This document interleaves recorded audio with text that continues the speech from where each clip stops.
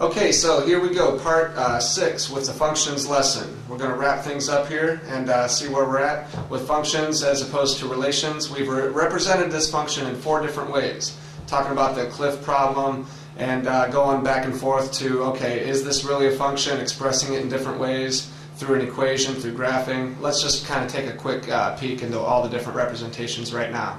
Alright, so first we have sentence description, okay? You can talk about a function through simply describing it in sentence form.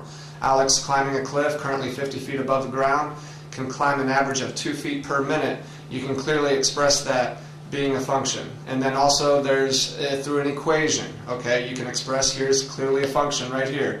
You've got h, or the f of m, equaling 2m plus 50, representing the 2 feet per minute climb along with the 50 head start right there. So you clearly have the constant term, the 50, where you start off at, and then in addition to that, the 2 feet per minute climb, clearly linear and clearly a function. So that's a very good way of expressing a function through the notation, as you can tell here too, the function notation, the f of m, being 2m plus 50. Next we have a table of values. You can express your function this way. You have clearly, you have your domain values over here, and notice how every domain value is different. That is very important for this to be a function, because we remember from the lessons prior to, when talking about relations, is this relation a function or not?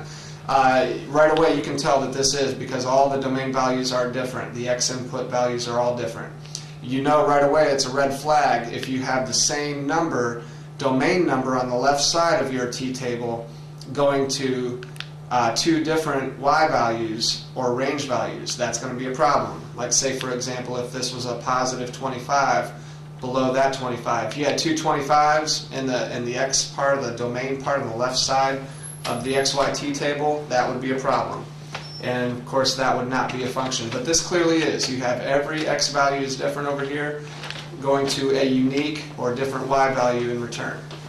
In addition, you can have actually 2 different x values going to the same y value, and remember that's still okay. You just can't have the same domain value going to 2 different y values. Okay, so again remember that's the key there, determining whether it's a function or not. But through a table of values, a very good way of expressing as a function right there. And lastly, through the graph. Clearly you can tell through graphically representation of this being a function. Linear, this is climbing, a linear function, obviously a positive slope here, and notice how it would clearly pass the VLT, or vertical line test, as we've talked about before.